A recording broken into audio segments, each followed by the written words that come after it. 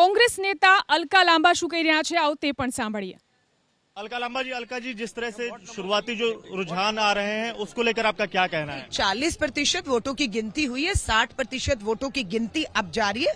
अब फेरबदल होने की संभावना है और अब ऊंट किस करवट बैठेगा वो देखना है। कांग्रेस मजबूती से लड़ी, क्या इसका फायदा बीजेपी को हो रहा है? बिल्कुल, कांग्रेस मजबूती से लड़ी, इसका फायदा दिल्ली को हो रहा है। जिसने दिल्ली को बर्बाद किया वो बर्बाद हो रहा है, तो फायदा जो है दिल्ली को होगा। कांग्रेस की कितनी सीटें आएंगी कांग्रेस को? मैं देखिए, मैं भी सिर्फ कालका जी देख कर आई हूँ, जिसमें 1 लाख वोट पड़ा है, लगभग 40,000 की गिनती हुई, 60,000 बाकी है। बाकी दिल्ली में क्या है, मैं बाहर आई हूँ, दिल्ली देखती हूँ। नहीं, मकसद ये थी जिसने मेरी दिल्ली को बर्बाद किया है, दिल्ली को बर्बाद किया है, उनकी बर्बादी शुरू हो चुकी है। तो अलका लांबा का कहना है जिसने दिल्ली को बर्बाद किया है वो अपनी बर्बादी की राह पर है। ये साफ तौर से इशारों में उन्होंने आम आदमी पार्टी पर निशाना साधा है।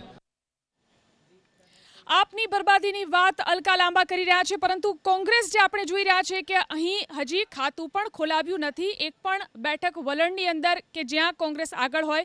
શું કહેશો અલકા લાંબાએ જે કહ્યું તેને લઈને? ચોક્કસથી જે પ્રકારે આમ આદમી પાર્ટીની સરકાર જે 10 વર્ષની અંદર આપના વિકાસના મોડલના નામે વિનાશ જે વેર્યો છે એની સામે કોંગ્રેસ પાર્ટી મજબૂતીથી લડી છે। એ યમુના પ્રોજેક્ટની વાત હોય, એ ઇન્ફ્રાસ્ટ્રક્ચર ડેવલપમેન્ટની વાત હોય, એ રેવડીઓના નામે લોકોને લલચાવવાની વાત હોય, આ તમામ મુદ્દે આમ આદમી પાર્ટીને ખુલ્લી પાડી છે। લીકર પોલિસીની વાત હોય, કોંગ્રેસ પાર્ટી એ મુદ્દે મજબૂતીથી લડી છે। એના જ ફળ સ્વરૂપે અમારો વોટ શેર ઇન્ક્રીઝ થયો છે। અમારો વોટ શેર કદાચ 50% જેટલો ઇન્ક્રીઝ થઈ ચૂક્યો છે અને હું માનું છું ત્યાં સુધી કે હવે આવનારા સમયની અંદર અમે મજબૂત વિપક્ષ તરીકે ઉભરી આવશું। કદાચ આવતી ચૂંટણીમાં સારા રિઝલ્ટ મળશે, કારણ કે અમારું જે કેડર છે એને રીગેન કરવાનું હતું, અમારા વોટરને રીગેન કરવાનું હતું, એની પ્રોસેસ સ્ટાર્ટ થઈ ગઈ છે। એટલે કોંગ્રેસ પાર્ટીના મતદાતામાં જે વધારો, કારણ કે જે એક સાથે ઘટાડો હવે આવી ગયો, હવે જે પ્લસ થવાનો જે શરૂઆત છે એ આ ઇલેક્શનથી થઈ ગઈ છે।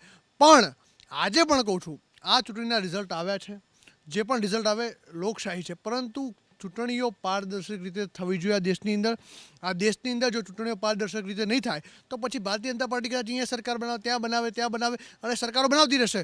અને મહારાષ્ટ્રના સવાલમાં મને ભારતીય જનતા પાર્ટીના પ્રવક્તાએ એક નાના છોકરા જેવો જવાબ આપ્યો કે ઇલેક્શન કમિશનની વેબસાઇટ ઉપર જાઓ તો વોટિંગ લિસ્ટ મળી જશે।